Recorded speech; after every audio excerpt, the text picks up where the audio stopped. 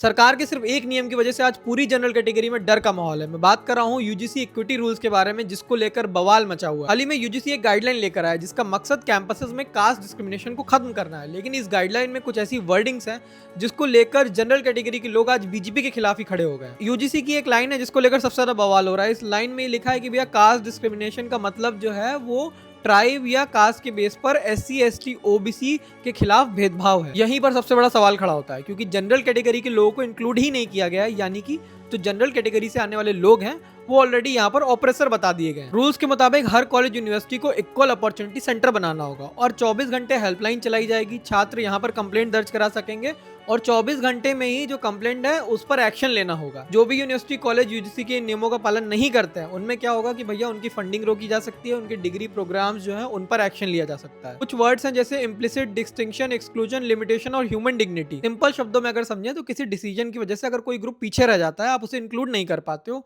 भले ही आपका इंटेंशन ऐसा ना हो, फिर भी इसे कास्ट डिस्क्रिमिनेशन में काउंट किया जाएगा। एक और जरूरी बात यहाँ पर यह है कि फॉल्स कंप्लेंट के मामले में कोई भी पेनल्टी नहीं है। अगर आपके ऊपर कोई फॉल्स कंप्लेंट कर देता है तो उसके ऊपर कोई एक्शन नहीं लिया जाएगा। मेरा ऐसा पर्सनली मानना है कि कास्ट जैसी चीजें एग्जिस्ट ही नहीं करनी चाहिए और कास्ट डिस्क्रिमिनेशन तो बहुत गलत चीज है, लेकिन ऐसे नियम जो हैं वो कहीं ना कहीं डर का माहौल पैदा करेंगे कैंपसेस में।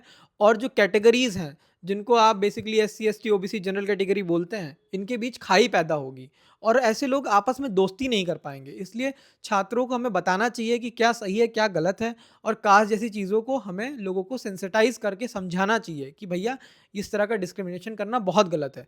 लेकिन इस नियम पर सरकार को सोचना चाहिए।